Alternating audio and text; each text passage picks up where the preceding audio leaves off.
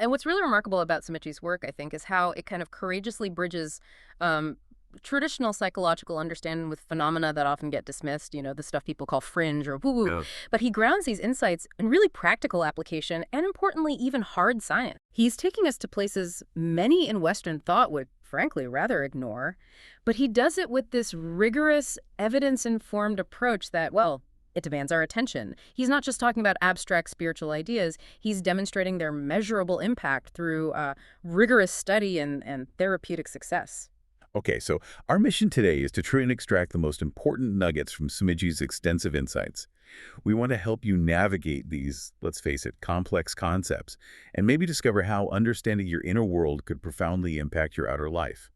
We're going to explore what truly lies beneath the surface of consciousness. Everything from inherited traumas, things that ripple through generations, to, well, intelligent entities that might not actually be you at all. And crucially, we'll try and understand why acknowledging these unseen forces could be the key to greater well-being, freedom, and maybe an entirely new sense of self. So let's begin that journey inward. Okay, so Samichi makes a rather bold claim, almost confrontational really, right from the start. As a species, he believes we are astoundingly ignorant of our inner world. Astoundingly ignorant, that's strong. It is. Think about it for a moment. We spend so much time studying the external universe, mastering these complex technologies, yet our own internal cosmos, it remains largely a mystery, even to ourselves. He uses that fantastic analogy from the neuroscientist David Eagleman, you know the one. Our conscious mind is like a stowaway in a lifeboat hiding on a cruise ship, thinking he runs the ship. That's such a powerful image. It really suggests that our everyday awareness, the you that thinks it's in charge, is maybe just a tiny, tiny fraction of this vast, complex machinery operating underneath. Exactly. And it's not just a personal blind spot. Seema G points out that Western culture specifically has really trained us to ignore these depths. How so? Well, we're conditioned, often from a young age, right? Focus outward, prioritize what's visible, what's measurable, what's logically explainable. We're sort of taught to pretend these inner realms don't matter, or maybe worse, that they're just a distraction. Yes, stop daydreaming. Pay attention. Precisely. But he argues, and I think it makes intuitive sense, that this inner world actually determines so much of what gives our lives meaning, what we truly love, our deepest interests.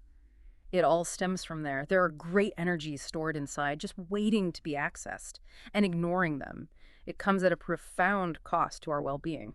And this idea of an unconscious mind, it isn't really new, is it? Sim, as you mentioned, it's been recognized for ages. Absolutely, millennia. Across cultures, philosophical traditions, he often brings up St. Paul, who, famously articulated this ancient awareness. He said, I don't do what I want to do, and I do all the things I think are bad. That really captures it, doesn't it? That feeling of internal forces working beyond our conscious will, doing things we don't logically choose or even understand. It highlights that the struggle, this sense of being influenced by something deeper inside, it's profoundly human. It transcends history, culture.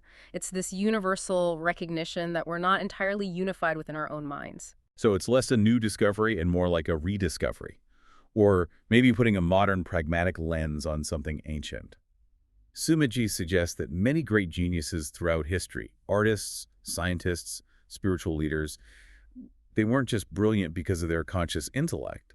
They somehow learned to navigate this inner realm. That's the idea. They access these innate powers and dimensions of who we really are that, for most of us, just lie dormant. It really makes you wonder, what potential are we overlooking in ourselves by not exploring these inner landscapes? What insights, what capabilities might be just beyond our everyday awareness? That's the profound implication, exactly.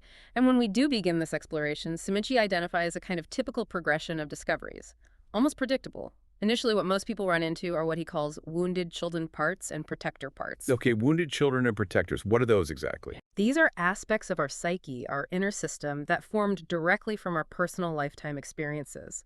Often, they're responses to past hurts, traumas, or they develop to shield us from more pain. Think about the part of you that might be overly critical, or maybe a part that really recoils from intimacy.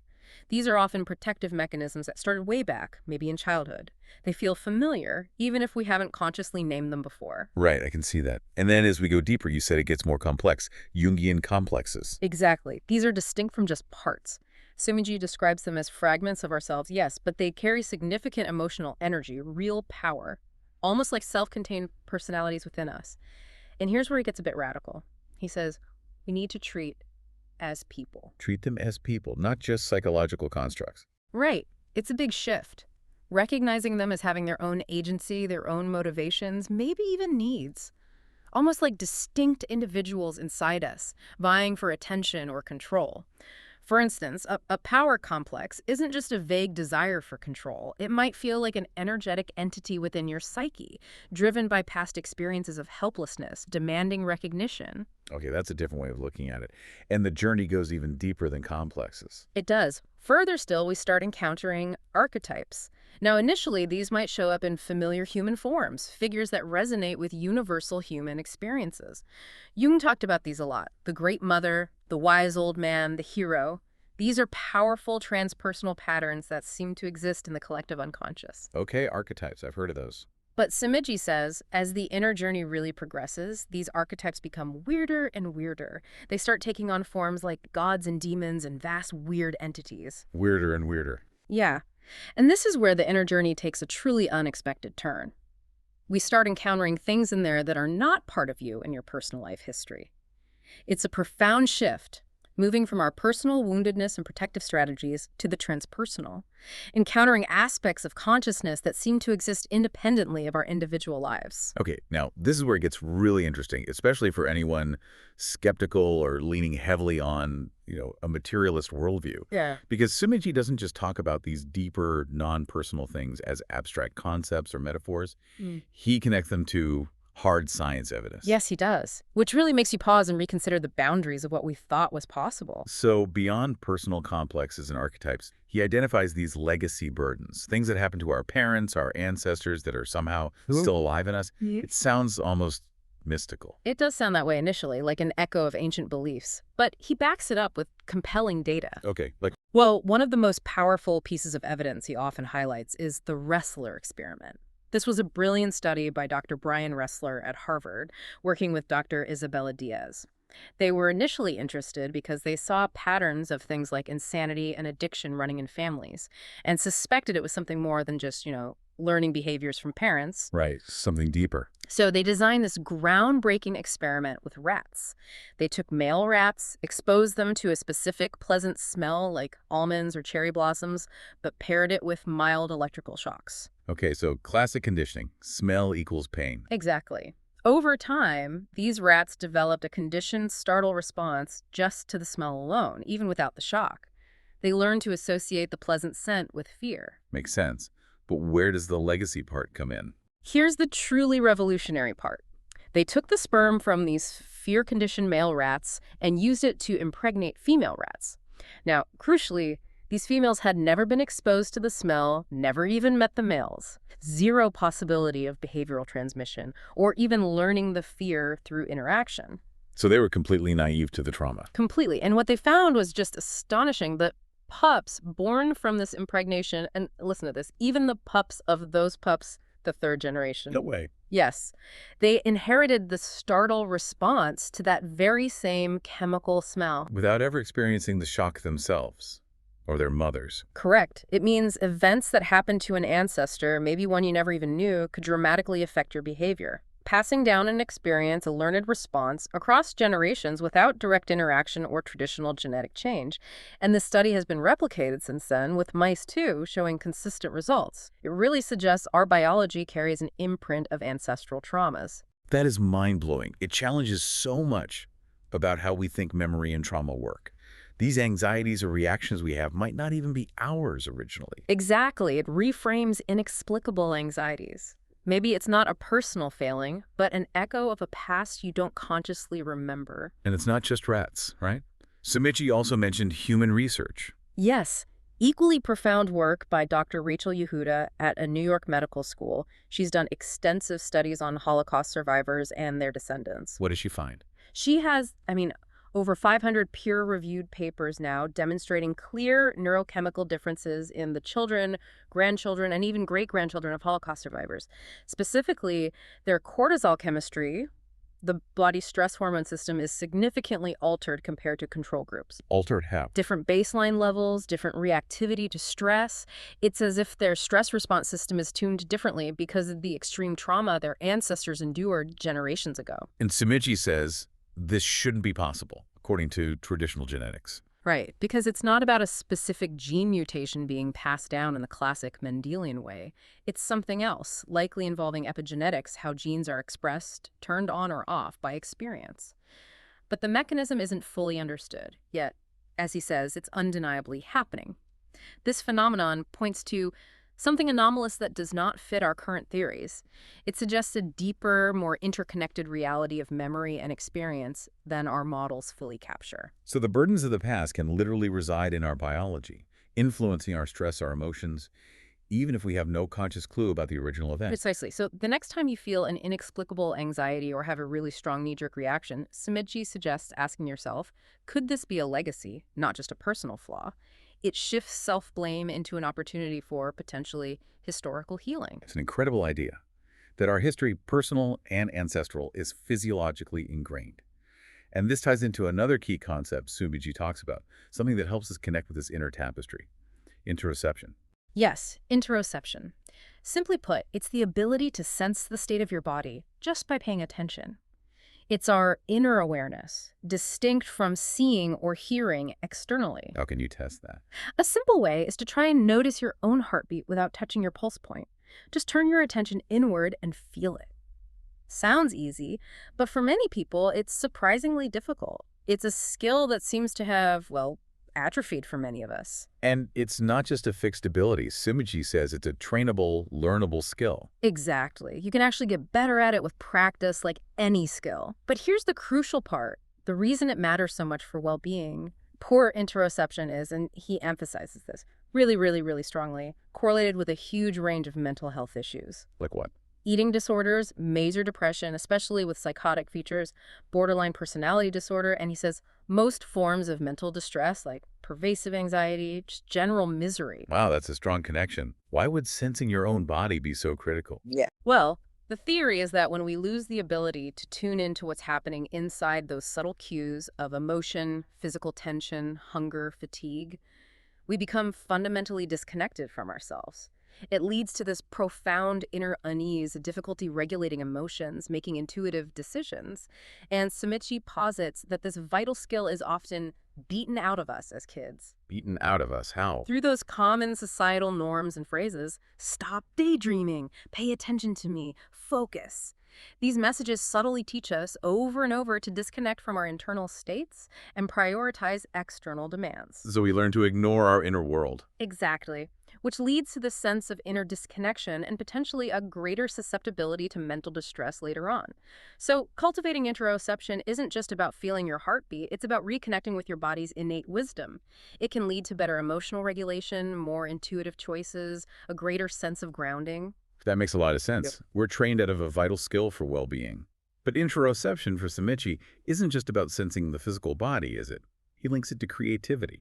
Yes, he goes further. He suggests that creativity comes from in here, from this inner space, and that there's vast intelligence inside of us that we don't access most of the time. He sees interoception as a kind of gateway to this deeper well of intuition and creative insight.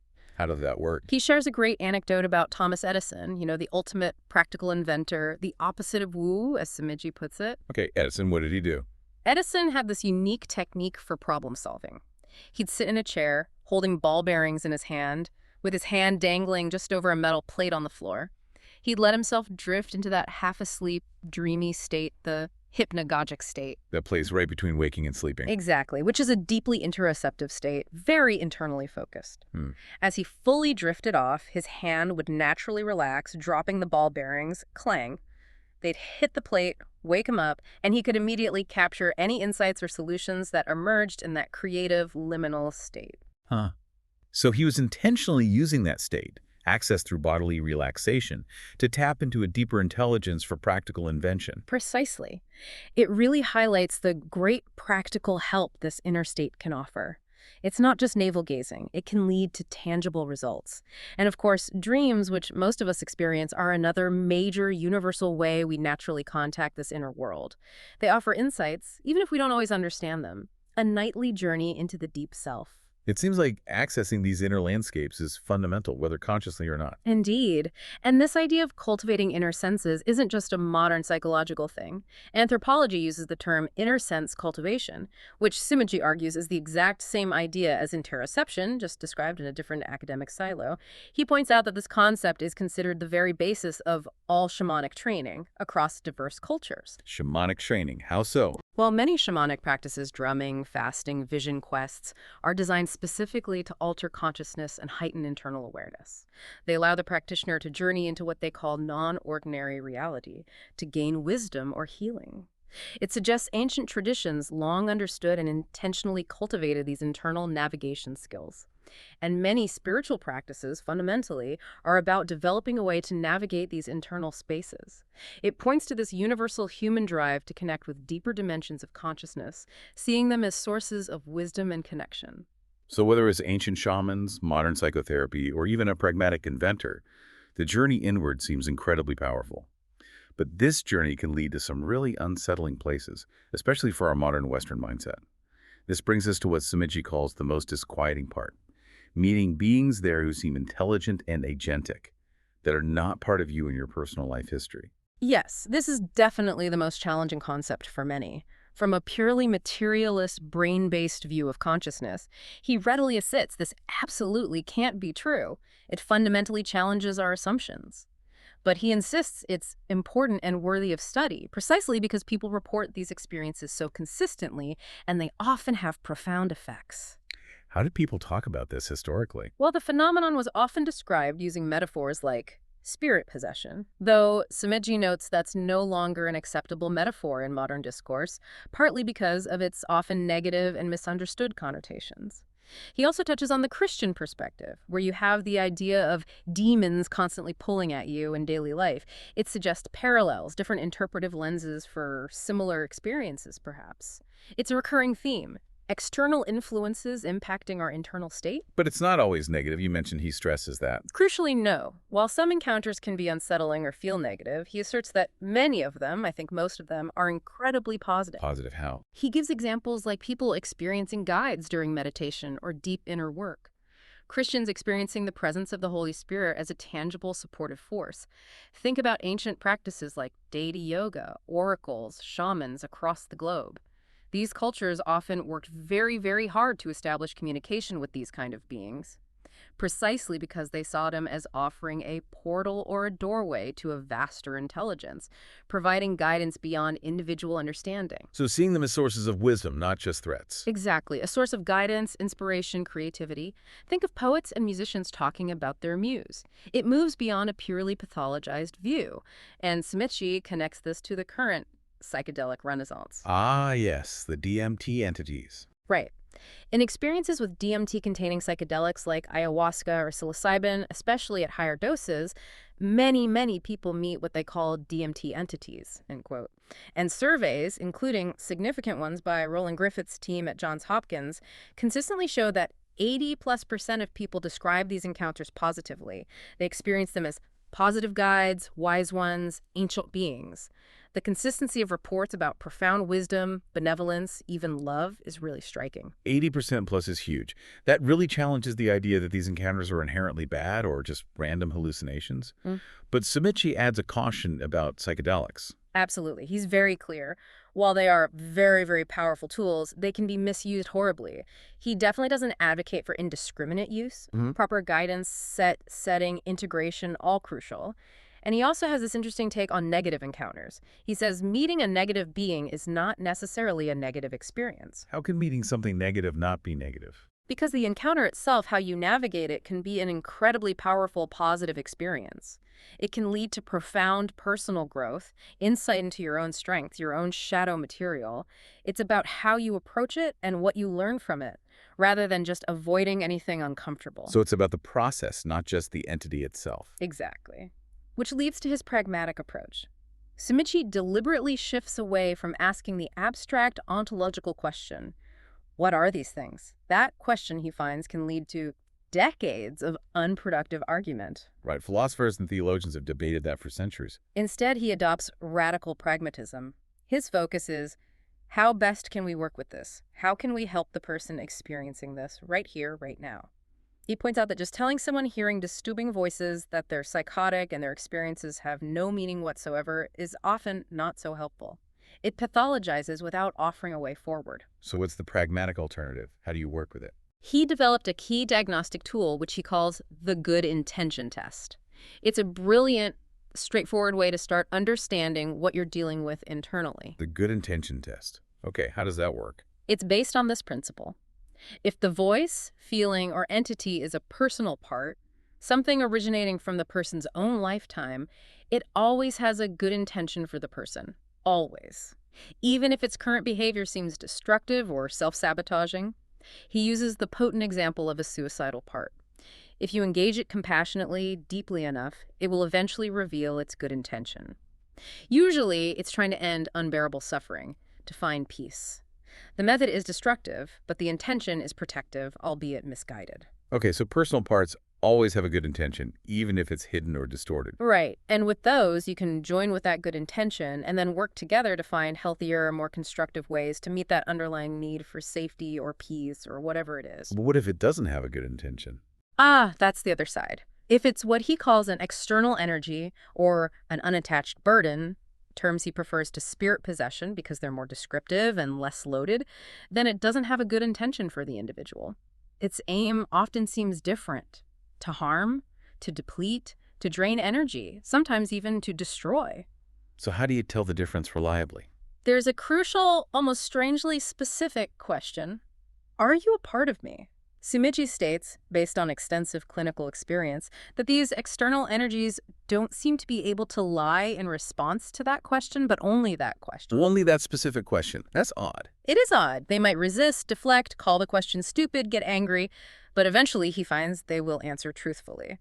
This specific inquiry becomes the pragmatic tool for discernment. It tells the therapist how to proceed. It's direct, almost surgical. He must have cases where this played out. Oh, yes. He shares a really pivotal case study that cemented this understanding for him, completely reshaping his approach. He was supervising a trainee working with a woman in profound distress. In her inner world, she was tormented by this image of a bloodshot eyeball that constantly screamed horrible messages at her. "You're garbage, you don't deserve to live." Awful stuff. Okay, so they applied the good intention test. Yes, and it became immediately clear this eyeball entity had absolutely no good intention whatsoever. It just wanted her destruction, her suffering. So not a personal part. Exactly, which led them to ask the crucial question: are you a part of her? The entity apparently resisted fiercely, raged, tried to intimidate them, called it a foolish question. But Sumichi, persistent as he is, had the trainee keep asking. Yeah. Eventually, with this huge roar, the entity apparently shrieked, "No, I'm not a part of her! I'm going to crush you both!" Wow. A definitive answer. Definitive. It confirmed it was an external energy, an unattached burden. With that clarity, they could then apply specific techniques, different from working with personal parts, to essentially get that out of her system. A specific intervention for this specific kind of phenomenon. And what happened to the woman? The change was reportedly immediate and profound. She later described seeing light like I haven't seen before in colors, feeling the sacredness in each human in the airport, like a veil had lifted. She then revealed this long, painful history, multiple suicide attempts, years in and out of institutions, and she said to Smidgy with tears in her eyes, "You're the first human to believe me, and you have changed my life." Incredible. That must have been huge for Sumechi, too. Absolutely. He calls it initially inconvenient because it shattered his existing worldview, but it forced him to acknowledge these realities as therapeutically valid, to really listen to what people say instead of imposing a pretty narrow, rigid worldview. It fundamentally changed his path, reinforcing his commitment to whatever actually reduces suffering. That case really underscores his North Star, reducing suffering, even if it means going into uncomfortable territory. And his approach isn't like Hollywood exorcism. Not at all. He's very clear on that. It's not like an exorcism or deliverance in that combative, confrontational sense. It's not combative or confrontive. He operates from deep compassion. He believes most of these external energies are actually just lost suffering. They cling onto people out of desperation and starvation, like a drowning person grabbing onto anything. Lost suffering, so not inherently evil. Often not, in his view. More like lost, fragmented consciousness, desperate and causing harm out of that desperation. So the goal isn't to fight them, but compassionately to help them get free. How do you do that? He's found that when the person carrying this energy is no longer afraid of them and no longer wants them around for any reason, they just don't seem to be able to stay. It's fascinating. The power seems tied to the person's fear, or sometimes a hidden payoff for keeping them around. So the fear itself gives them power. That's his assertion. Things like this only have power in people when the people are scared of them. So the path to freedom isn't about bulldozing the fear, but finding the scared parts of you, the parts holding the fear, and love them until they feel secure. It comes back to that idea from McGill. It's all relationship. Even with these phenomena, we work best by forming relationships with them, understanding our own part's relationship to them, and helping the external energy find release through compassion.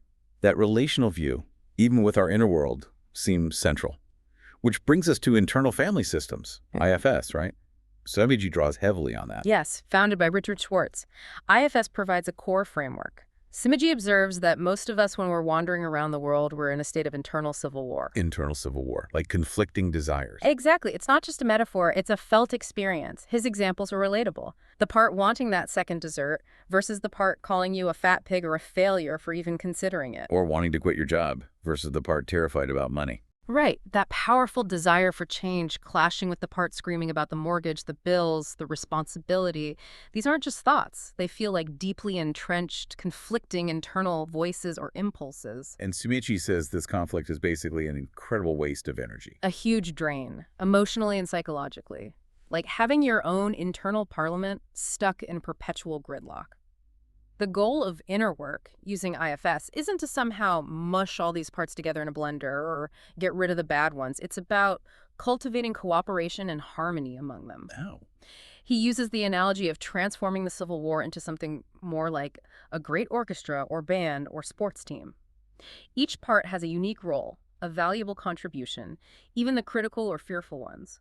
When they work together, the outcome is greater than all the sum of all the parts.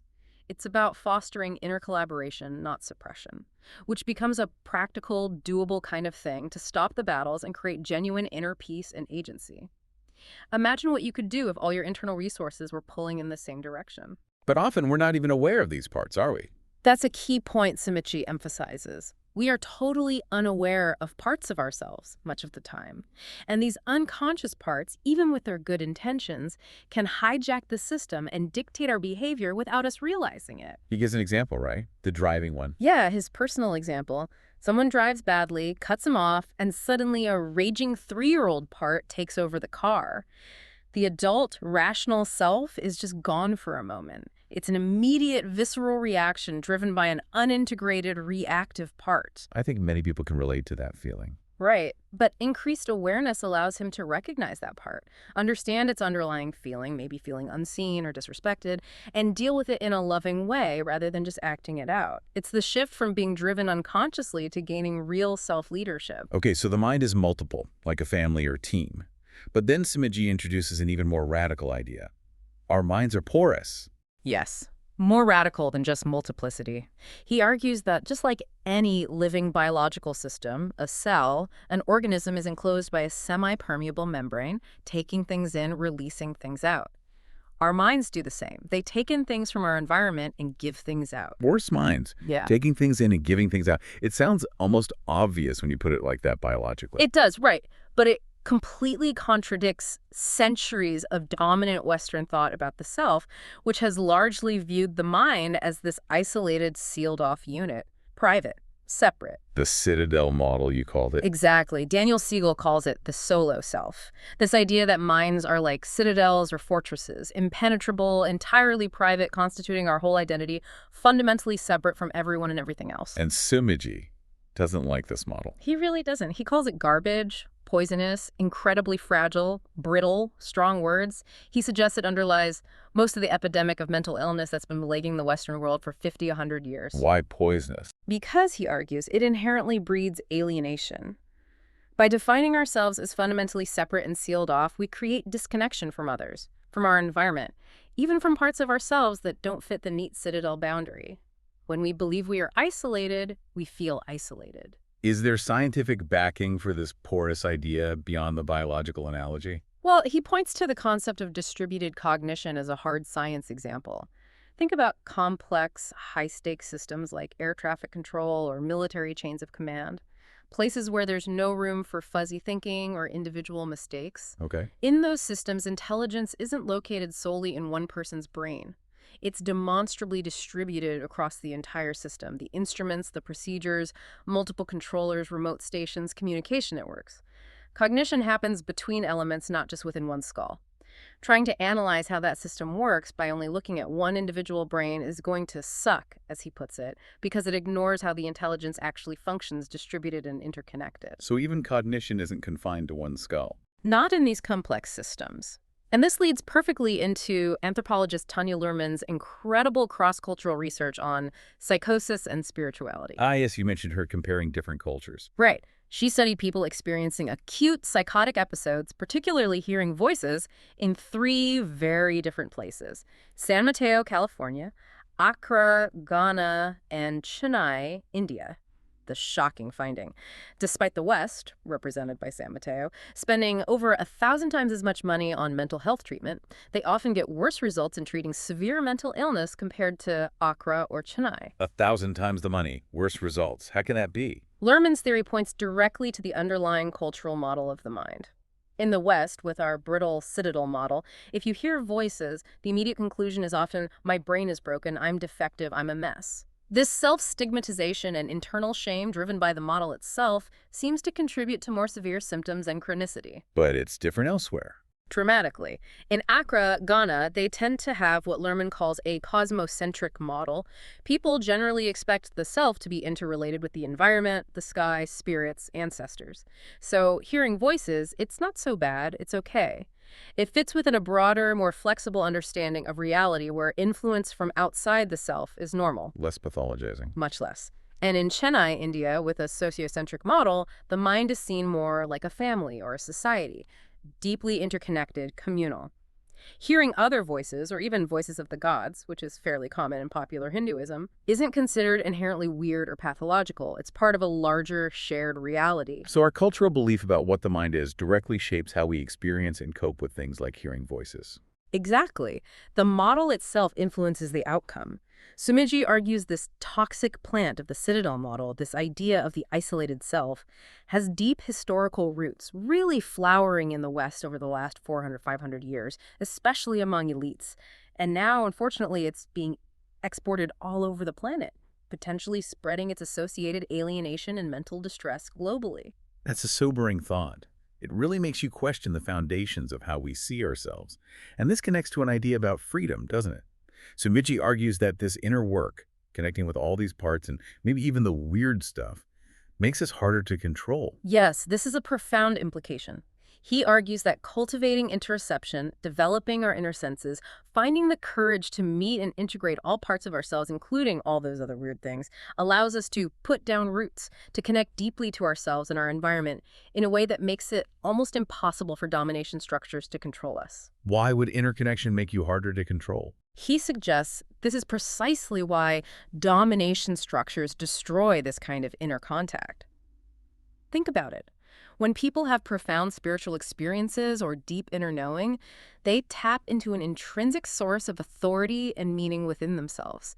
They might not need traditional intermediaries, religious leaders, political figures, advertisers telling them what to think or feel. They become harder to push around because their core sense of self isn't dependent on external validation. And less susceptible to consumerism. That too. People deeply connected to themselves, he argues, can't be sold a bunch of garbage they don't need. They aren't constantly chasing external things to fill an inner void. They avoid unnecessary debt, the endless cycle of working just to buy more stuff. They gain an independence and a spine that resists manipulation. This doesn't mean becoming some kind of ascetic hermit. You can still be successful. Absolutely not. He's quick to point that out. He uses the historical example of many Sufis who were known as wonderful businessmen. They'd achieve material success, gain wealth, and then use that freedom to pursue spiritual or other interests. It shows that material success and deep self-connection are not mutually exclusive. It's about freedom from inner slavery and external control, not necessarily freedom from prosperity or engagement with the world, being driven by conscious choice, not compulsion. And this inner self, it's not static, rather it evolves. Exactly. The kind of person we're supposed to be evolves throughout life. The end goal isn't some fixed state of perfection, it's a dynamic process. Our inner parts mature as we work with them. Sumichi jokes about his own active 12-year-old part. It provides humor and energy, but he makes sure it doesn't make the big life decisions anymore. So you cultivate relationships with these parts. Yes, by devoting a lot of time to that, by consciously checking in with them on a regular basis, by asking their opinion on things, big and small. This proactive engagement is what prevents the internal civil wars. It fosters that orchestra of vast power and thousands of beings cooperating and playing together joyfully, a dynamic, potent internal synergy. That orchestra image is powerful. It reminds me of something else you mentioned Samichi discussed that flips an old idea. Imaginary friends. Ah, yes, that's a great example. Historically, parents and educators often discouraged imaginary friends in kids, right? Believing it led towards insanity, maladjustment, or it was just a waste of time. Yeah, definitely. Grow up. Stop talking to nobody. But guess what? Modern research shows the complete opposite. Kids with imaginary friends actually tend to mature more quickly and precisely in the areas where everyone was saying they do the worst. Things like social intelligence, emotional regulation, perspective taking, creativity. And even more striking, they often do better in forming social relationships with other real kids. No kidding. So developing the inner world helps with the outer world. Compellingly so. It reinforces the idea that engaging with our internal landscape, far from being detrimental or isolating, actually cultivates the skills needed to navigate and thrive in the external social world. Hmm. Empathy, adaptability, understanding different perspectives, these are honed internally first. It all seems to come back to that pragmatic focus for Simichi. Absolutely. He explicitly returns to William James and his philosophy of radical pragmatism. Essentially, what works is what's real, or at least what's real enough to work with. His primary motivation, his unwavering North Star, as he puts it, is simply to reduce human suffering in the most direct, effective way possible. So when faced with all these complex inner phenomena, parts, entities, voices, burdens, he puts the philosophical questions aside. He does, deliberately. While those deep questions about the ultimate nature of mind or reality are fascinating, he finds they often limit the practical attempt to reduce suffering right now. They can get bogged down in endless debate without yielding practical solutions for the person in pain.